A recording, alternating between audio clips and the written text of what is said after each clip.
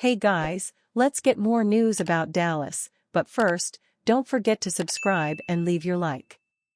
Jerry Jones pushes back on trade speculation as Cowboys injuries mount. The Dallas Cowboys were paper-thin at defensive end, one of this team's clear positions of strength leading up to the regular season, even before Marshawn Kneeland left Sunday's win over the Pittsburgh Steelers with a knee injury. Now that the rookie is set to undergo surgery for a lateral meniscus tear, joining perennial Defensive Player of the Year contender Micah Parsons and Impact veteran DeMarcus Lawrence on the sidelines, conventional wisdom suggests Dallas will seek pass rush reinforcements leading up to the November 5 trade deadline. Owner Jerry Jones, though, apparently sees the Cowboys' rash of injuries at defensive end as just another opportunity for the next man up. Speaking with media on Tuesday, Jones pushed back on the idea that Dallas is engaged in a soft rebuild while downplaying the need for additional help on the defensive line via trade, per John Machota of The Athletic. Kneeland, Dallas' second-round pick out of Western Michigan, is expected to return at some point this season, despite initial fears he'd torn his ACL. Still, he'll surely join Lawrence dealing with a Lisfranc injury to his foot on the sidelines in street clothes for at least the next few weeks. Parsons, meanwhile, didn't play in Sunday's win over Pittsburgh due to an ankle injury suffered the previous week.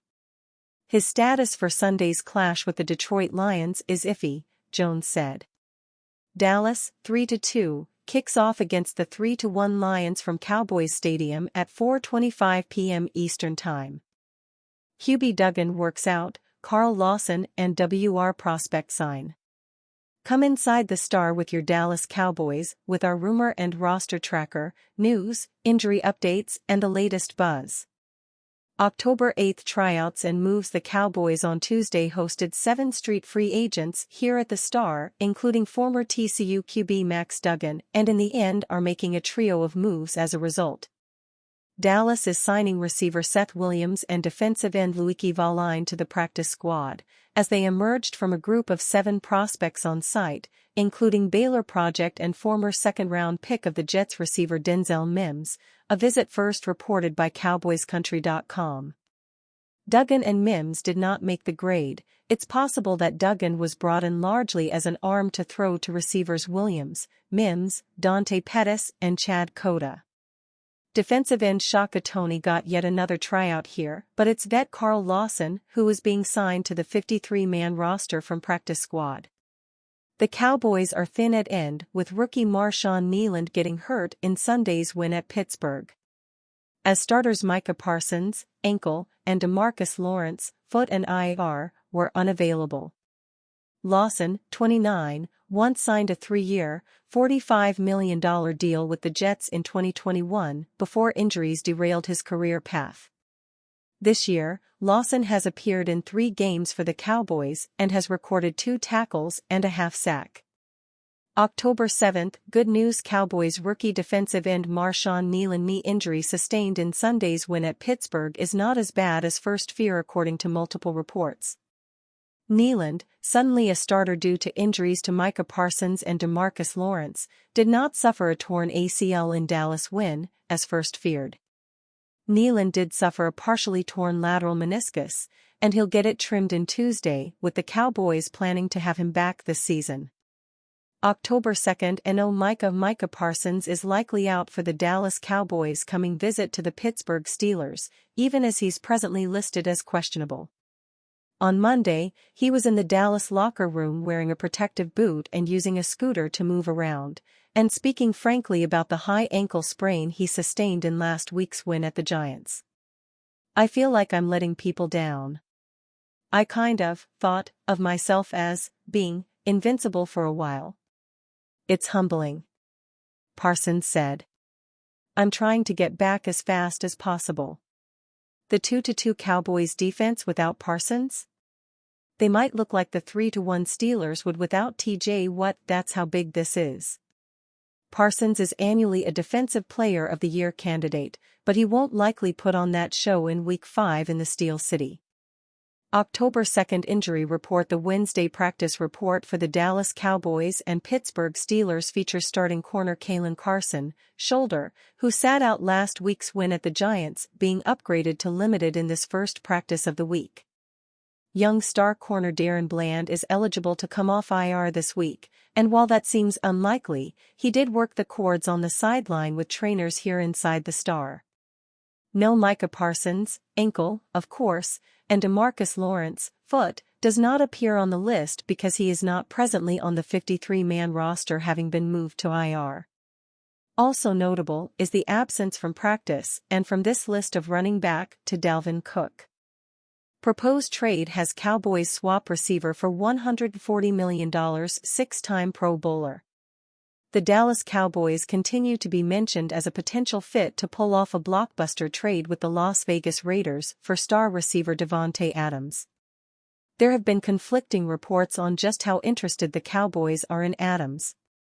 If Dallas does get aggressive in potentially landing Adams, what would the price be for the six-time Pro Bowl receiver?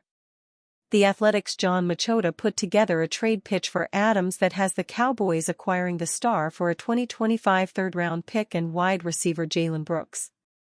The Raiders will likely have better offers, but it's difficult for the Cowboys to give up much more in terms of future draft picks, Machota wrote in an October 2, 2024, story titled, Davante Adams Trade Proposals, What Could the Raiders Get for the Future Hall of Fame WR? They recently made Dak Prescott the league's highest-paid player and receiver CeeDee Lamb the second highest-paid non-quarterback. They plan to eventually sign Micah Parsons to a deal that will likely make him the NFL's highest-paid non-quarterback. The Cowboys have bigger areas of concern, like along the defensive line and at running back, but there is something about receivers that has always intrigued owner/GM Jerry Jones. He has hit on draft picks like Dez Bryant and Lamb, but he has also been willing to do whatever is needed to add big-play veterans, Machota continued. He traded 2 first-round picks for Joey Galloway in 2000. He signed Terrell Owens in 2006. He traded first, third, and sixth-round picks for Roy Williams in 2008. He traded a first-round pick for Amari Cooper in 2018. One of the main roadblocks to the Cowboys acquiring Adams is his sizable 5-year, $140 million contract. Beyond this season, Adams still has an additional 2 seasons remaining on his deal. Adams has a $25.3 million cap hit and $16.8 million salary for 2024. As for Dallas, the trade rumors linking the franchise to Adams intensified when The Athletic's Diana Russini reported that the Cowboys were monitoring a potential trade for the playmaker. The Jets and Cowboys are among the many teams monitoring the Davante Adams situation, Russini detailed in an October 2 message on X. Both have checked in with the Raiders. I'm told at this point that Vegas is in no rush to make a move until a team reaches their asking price, but Adams wants out ASAP.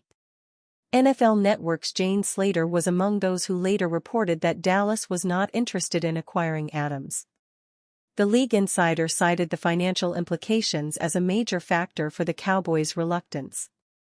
HC Mike McCarthy was asked about Davante Adams, speaks of his respect for him as the player but doesn't get into talks or player acquisitions, Slater said in an October 2 message on X. Internally, I'm told the Cowboys aren't in on Adams, don't have the money, and more importantly draft capital next year more important than ever. The Cowboys are shorthanded at wide receiver behind CeeDee Lamb, with Brandon Cooks on injured reserve. Jalen Tolbert is coming off a career game against the Pittsburgh Steelers, notching 7 catches for 87 yards along with the game-winning touchdown reception. Adams' financials make it hard to imagine the Cowboys will be aggressive enough to land Adams. And you, fan? What do you think of the situation of Davante Adams? Leave your opinion in the comments.